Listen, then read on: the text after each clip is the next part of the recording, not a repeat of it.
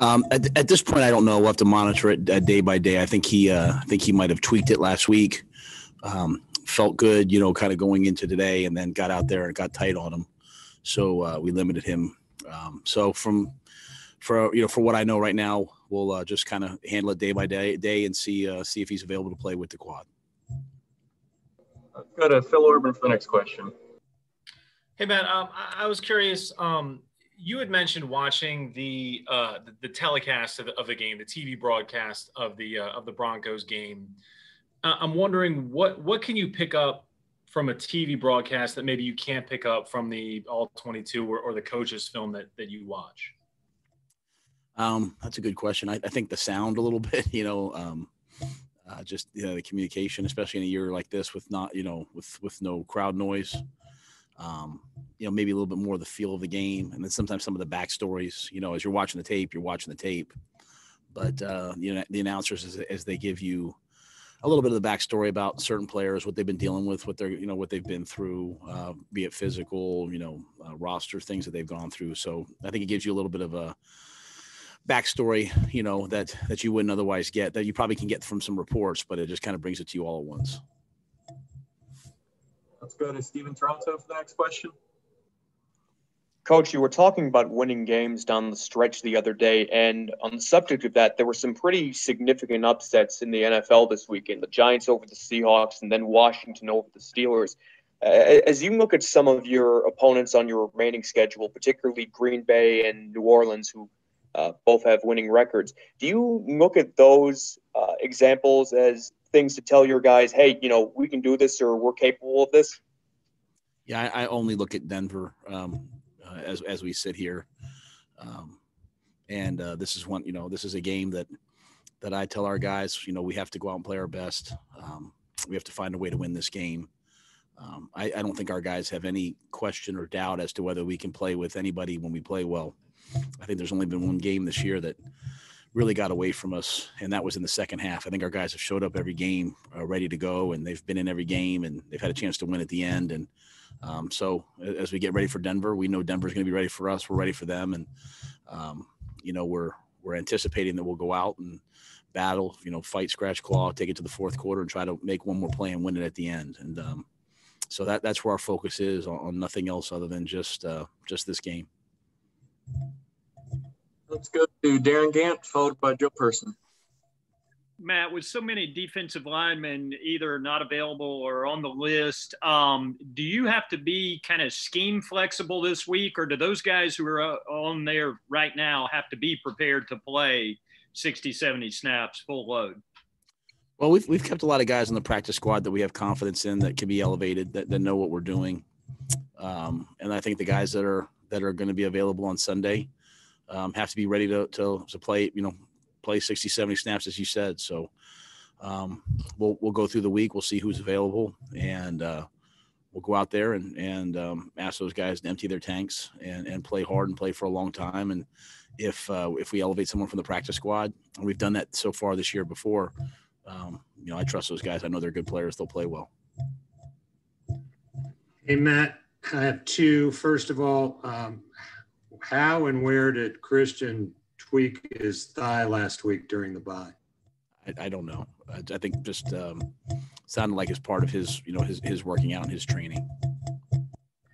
And then thank you. And then secondly, you obviously signed Liram today. We saw him out there kicking.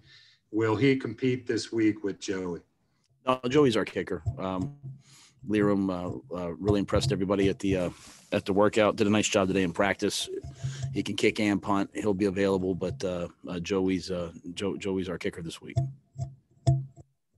Let's go to Elena Getzenberg and then David Newton.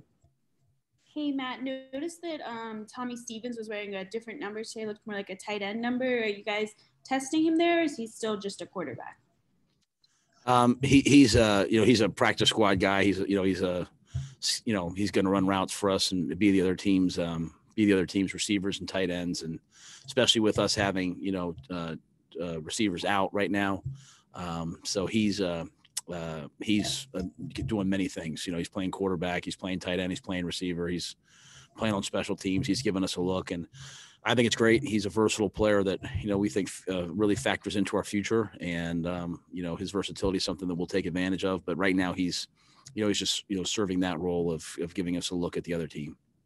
And then I was curious, if Shaq is not available Sunday, who do you kind of see fitting into his role, and who would wear the mic in their helmet? That's a great question. It would be Jermaine or be Tahir, BAG, Darius, if he's able to go. He's back practicing with us. So we have lots of different options there that we feel good about.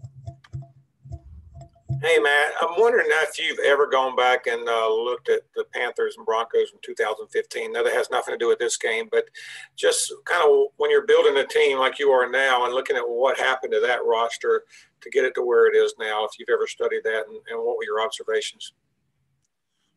I'd have to think about my observations. I'd hate to, speak off the cuff. I've gone back and watched those films. I've gone back and watched really the game before that too. It was a great game to watch, the Cardinals championship. I think it was a Cardinals championship game, right? Just watching Luke and Thomas go sideline to sideline, and that was something that really stood out to me. But yeah, nothing of real substance at this moment, And let's go to Jonathan Alexander for the next question, followed by Mike Solarte. Hey, man, hope you're doing well. Question for a story I'm working on. What was the first time you noticed or that Brian Burns, what particularly did you see from him that you really noticed, like, oh, he was going to be really good for you all this year?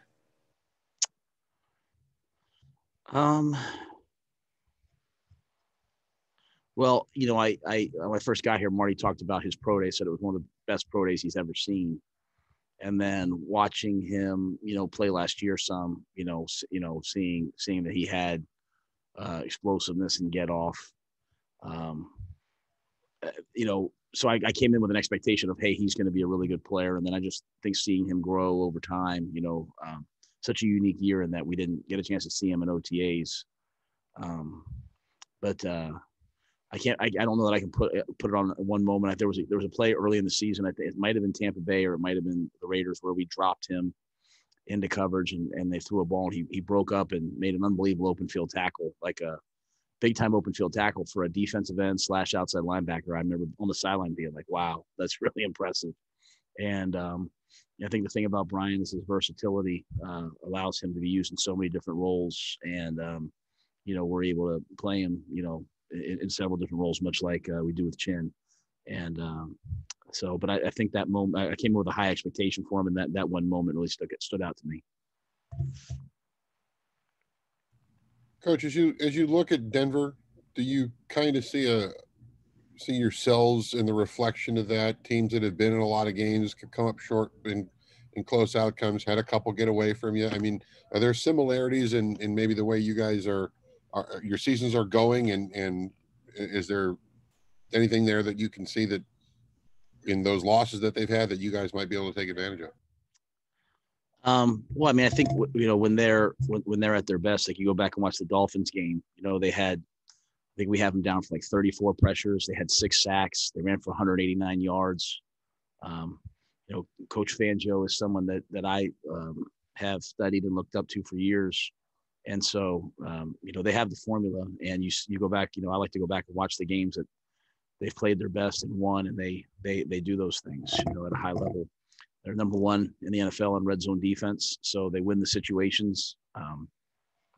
And they're a good football team. So I think for us, just going back and watching, as you said, they've had some, close losses, but I think the wins tell you a lot about who they are and, the ethos of what they stand for, the way that they want to play. And it's a rugged, physical, challenge you style that I respect.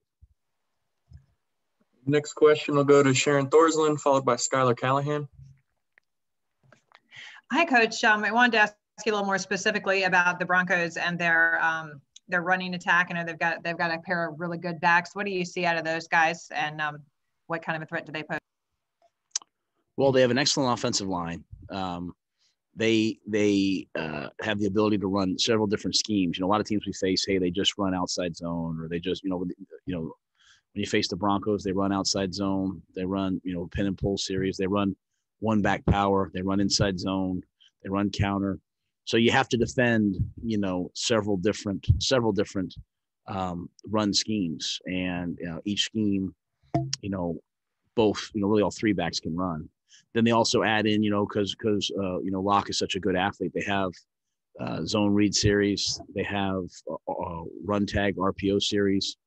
So they have a lot of offense that you have to be prepared for. And as I said, that Dolphins game, you see those numbers, it's sobering in terms of what they can do. And you can't, as I said, you can't just really pinpoint any one thing. They've got good backs, they've got good linemen, they've got good tight ends, and they have, a multifaceted attack to prepare for.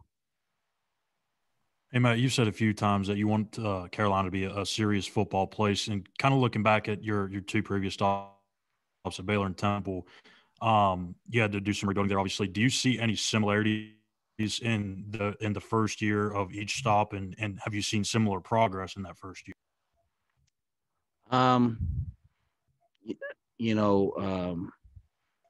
And when I say I want it to be a serious football place, I want to make sure I say that. I'm not saying that it wasn't. I have the greatest respect for Ron Rivera. I'm just saying the way I look at football is it's got to be about what you do at practice, in the meetings, and on the field. And that's got to be at the forefront of everything, way more important than, marketing, way more important than,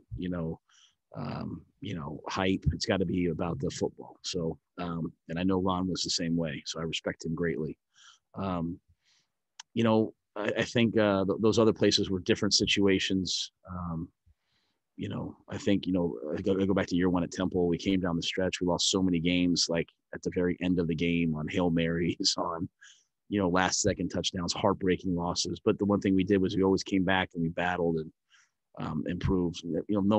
These guys here, none of these players want to hear about what happened to me at Temple. And I don't, to me, it's all about what we're doing right now. And, I'm proud of these guys, and I'll say that I see an improvement in them. Like there are so many guys that we had slated in certain roles that aren't in those roles, and other guys have had to step up, and then other guys have had to step up in their roles. And there's guys that we started, training camp that weren't even on our roster that are playing significant amounts of reps for us. And so I like that part of who we are and what we're building.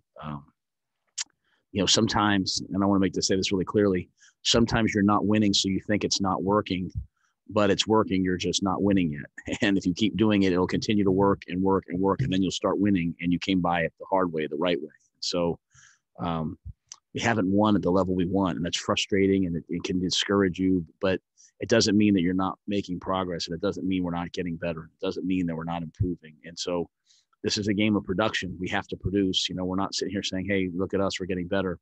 But I am proud of the work ethic of many of the guys. I am proud of the way that they're moving forward. And so I think that was the lesson I took from my last two stops. The first year was get the culture right, get the philosophy right, get the work ethic right. What was hard about the first year at Temple and the first year at Baylor was not, when you don't have a lot of results, not a lot of people believe in you. They don't believe in what you're doing. They're frustrated and start looking around for answers. But it's the guys who hang